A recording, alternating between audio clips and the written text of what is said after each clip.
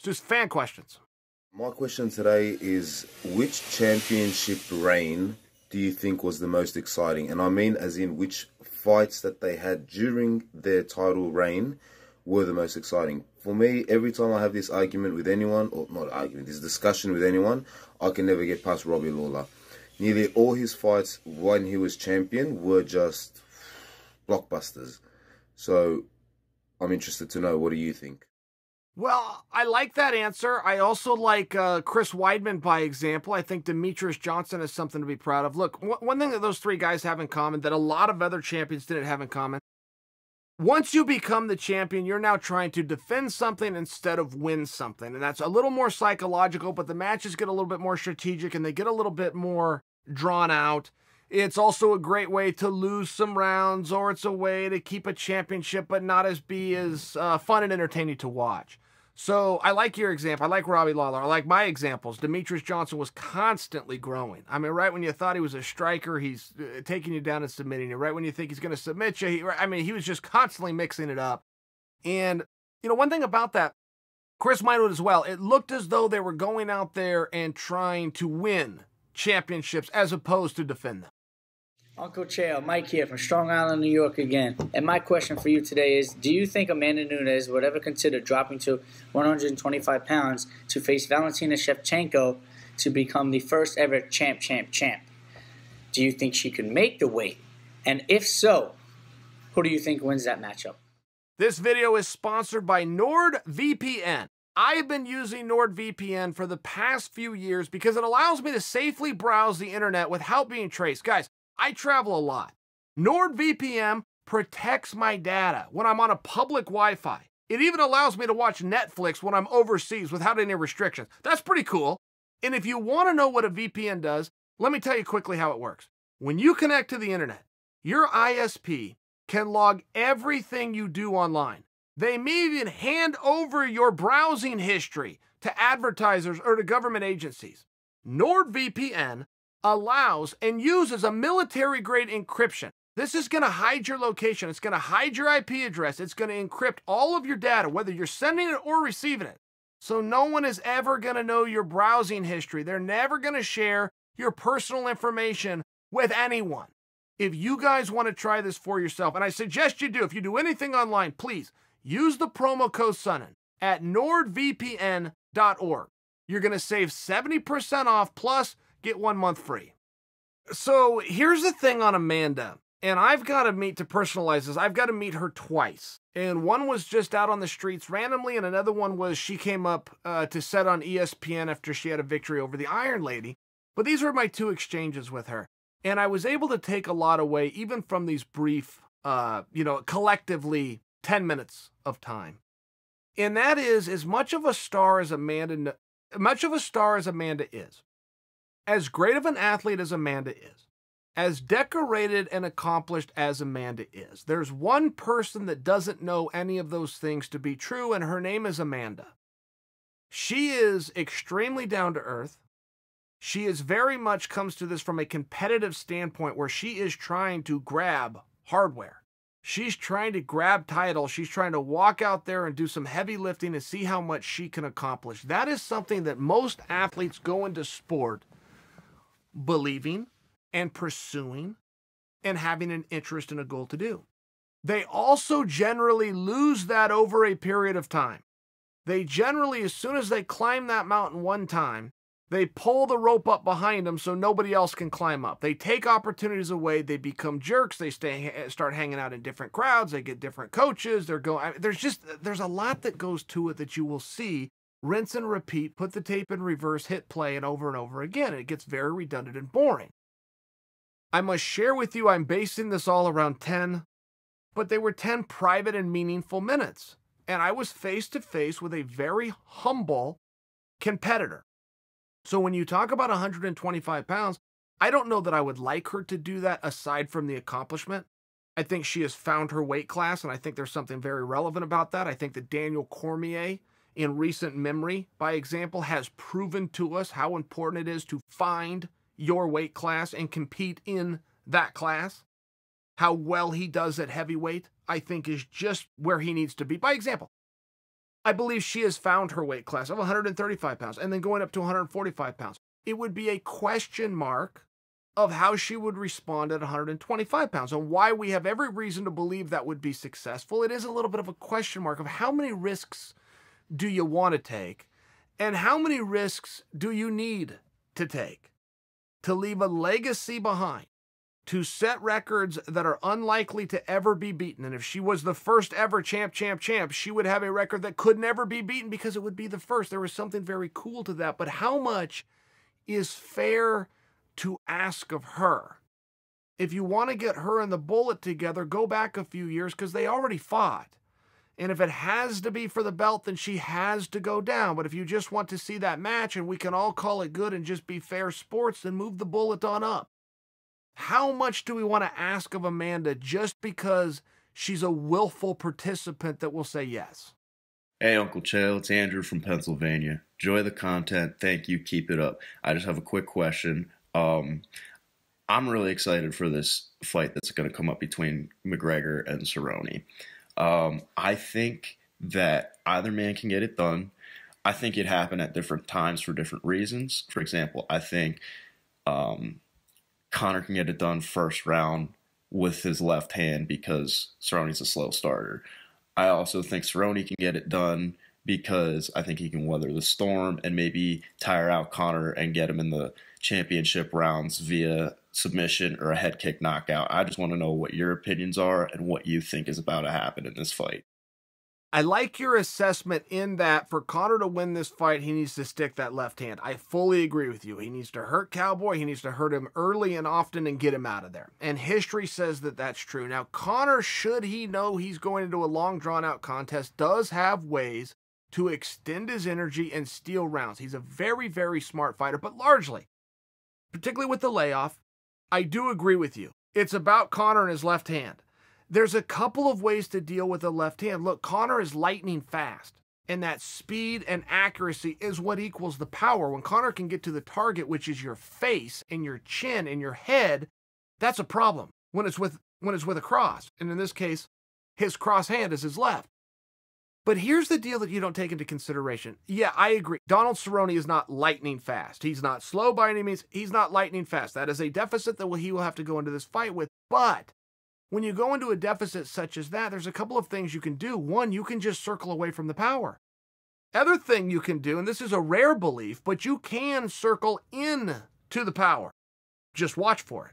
If you're circling to a guy's left hand, in this case, his power side, he doesn't have a lot of hooks that he can do. He doesn't have a lot of dips that he can do and dig to the butt. He kind of has one option, which is that power shot. Now, that's a big risk if you want to go out and play that, but if you are watching for it and you know that it's coming, it can be an effective strategy. The other thing that you can do, come right forward and grab a hold of him.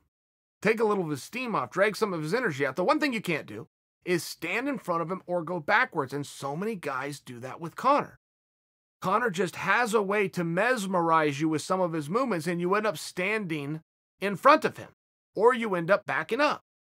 So Donald, who is a very experienced kickboxer, even before he got into mixed martial arts, is going to know enough about this. I can assure you, he's either going to go left, he's going to go right, or he's going to come forward and grab him. As long as one of those three statements are true, he's going to be able to lessen the likelihood of the left hand, which ups Cowboy's chances. Chael, Chris from England here. Love your show.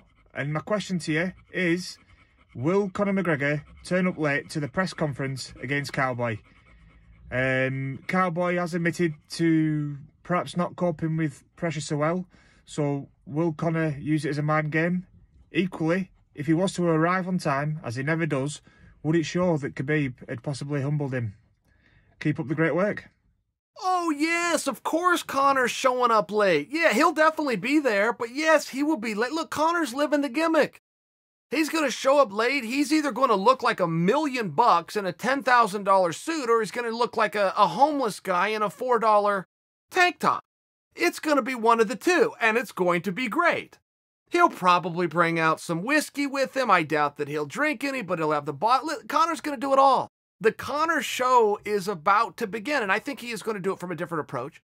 I don't think at the last minute he double-crosses Cowboy and comes out too harsh against him and stabs him in the back, he's going to clown him a little bit. He's going to have a couple of lines. But I think that for the most part, he's going to be fairly respectful, and Cowboy's going to do the same thing. I mean, look, this isn't necessarily what we wanted or what we expected, but the timing does work for this. The timing does work just for a good, straight-up competitive match. Conor simply has the laws of supply and demand in his favor. The demand is high, the supply has been low. It's as simple as that. I mean, if you want to talk business and economics, you can spend 15 minutes, right? But you've wasted 14. All you need to know is supply and demand, and for this one-off contest, if Conor doesn't want to be a complete maniac in the media, he doesn't have to be. Hi, Chael. I've really enjoyed your videos so far on your take of Cerrone and Conor. Can I actually get like a prediction for the fight? Who do you think wins and what round and how it goes? Thanks. Well, I'll give you two predictions. We're going to know after the first round who's going to win the contest. Okay, however that first round locks, if Conor loses the first round, he is losing the contest. I cannot ever remember a fight aside from the Khabib match where Conor lost the first round. And if you even want to bring up Floyd Mayweather because of those crooked, dirty, rotten scorecards, no way, Conor wins the first round. He's a great starter. Many people have said that Cowboy is a slow starter. I haven't seen that. I don't really know where that dialogue comes from. I have never thought of Cowboy Cerrone as a slow starter, but I hear that out there. You are going to have a little bit of a speed deficit. Donald Cerrone is going to have to use tactics and techniques. He's going to have to circle in certain ways. He's going to have to push in certain ways to take some of the emphasis and some of the power and timing off of Conor's left hand. If Donald goes out there and does that all in the very first round, he will be able to carry that through the night. You want a prediction straight up? I believe Cowboy Cerrone finds an upset. I've just woke up, Chael, and I've got something on my mind which I'm losing sleep over. Remember the Usman and Colby fight? Well, when Colby came out at the ceremonial weigh-ins, it raised my suspicions slightly because he kept his shirt on. Now I was looking at the fight, and before he entered the cage, I noticed he had a big staff on his back. Did anybody else notice this, Chael? Or was it just me? Well, that's interesting. I got to tell you, I didn't notice that. I watched that whole fight. What was that, about 22, 23 minutes? The two guys with their shirts off. I never saw it. Never once until you just said it. But I like your conspiracy theory. You saw him with his shirt on. Later, you found out why. There's generally a skin check. And I will tell you, as a guy who's had staff a number of times, and that kind of goes around like mixed martial arts rooms and things like this, staff can look very similar to a number of other things, including a bug bite, just by example. So I didn't see what you saw, but I also don't know if we would be able to diagnose staff through a television. If you did, you've got a very good eye, and I tip my hat to you. Hey, Chow. Martin from London. If Conor was going to permanently move to America, what gym would you recommend that he go and train with away from John, and why? Well, one thing that I've been told about Conor, and I think that Conor could blend in quite well anywhere, but a couple of coaches have paid Conor very big compliments behind his back and said, hey, Conor McGregor showed up at my gym. He was here earlier today. Eddie Bravo talked about this, said he was in the gym one day getting ready to start practice. He looks over, Conor McGregor's down there. And they all paid Conor the same compliment that, one, he blended right in. He was very good at taking instruction. Whatever the instruction for the day was, whatever was asked of him is what he went out there and did. He was on time and never left early. That he was coachable. That he was a good teammate who never tried to hurt him. But, I mean, these things went around. And the reason I say that is when you have an athlete like that that can come in and be one of the guys, know who's in charge, know who's not, which is them. Many times when you have an athlete that comes in and he's got a big name around him or he's a champion like Conor, he all of a sudden thinks he's running his own workouts. That just doesn't work. When you have an athlete that understands, here's the general, here's the soldiers, here's the team, you can kind of blend in anywhere. So I don't know that I would suggest one of the, factory types gyms that are spitting out some of the bigger names. I don't know if something like that would be so great for Conor. I think that he probably does better in a leadership role. And in a role where he's the guy and guys are looking up to him. And some guys they're just that guy. That's just where they thrive and do their best. So I think maybe one of the smaller gyms was something that might surprise you. I think maybe one of the 10th Planet gyms, they're going and grabbing 2 or 3 guys and kind of doing their own thing, maybe something a little bit smaller. But from what I hear about Conor as an athlete and being coachable, it sounds as though he can get good training anywhere. Hey, Chael, thanks for the time as always. So, my personal belief is that what Israel Adesanya says about Jared Cannonier, the same goes for Jeff Neal in the welterweight division. So my question is, what's next for him? I would love to see a matchup between him and Wonderboy, but I would love to get your thoughts. Thanks. Oh, heck yes, I love that. So Jeff Neal just busted onto my radar in his last fight with Mike Perry, and other people were talking about him. And he'd been out and he won a bunch of 3 or 4 fights, and he was stopping guys, and Assad's doing a great job and coaching him up.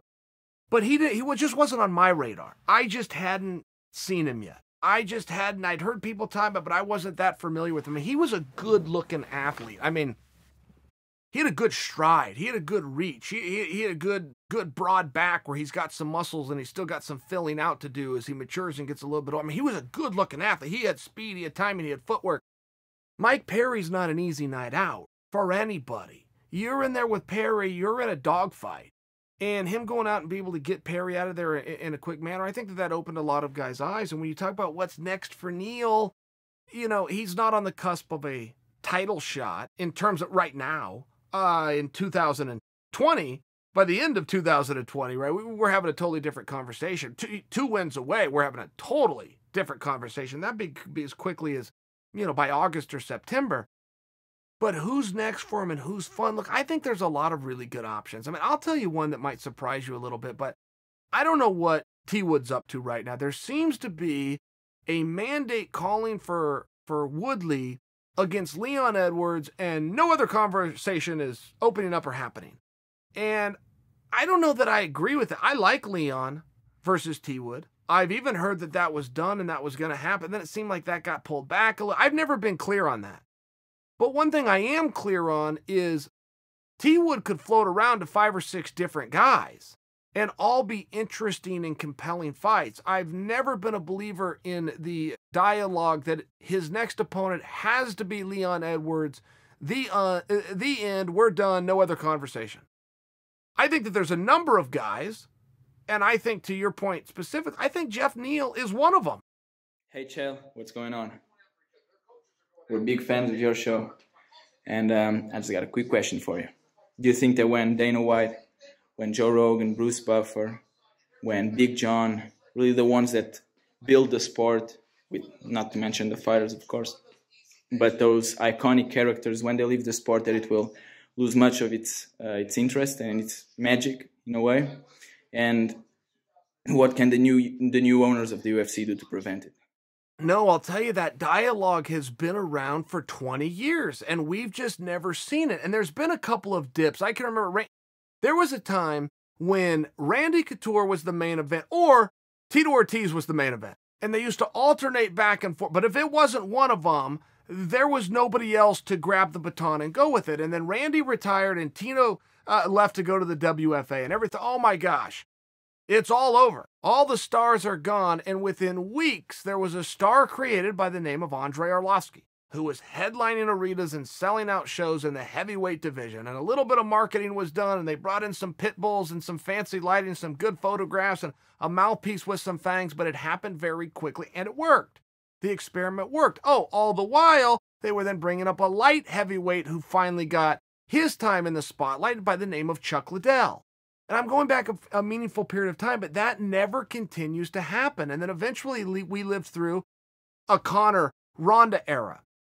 But what ends up happening when you have those stars is they also suck all the life out of the room. It's very hard to build somebody up until they get the hell out of the way. Pro wrestling has seen this. When The Rock and Stone Cold were here, there was just nobody else that could become a top guy because all the media and everything was in to those athletes. But as soon as those athletes go away, those fans need somewhere else to latch onto, and it happens very naturally, and it happens very fast. George Masvidal was just one of the guys.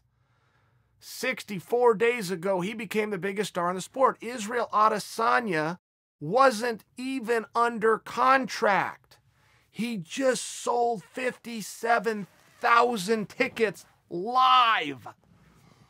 People can become stars extremely quickly, but a lot of that has to do with one star dimming before another can become bright.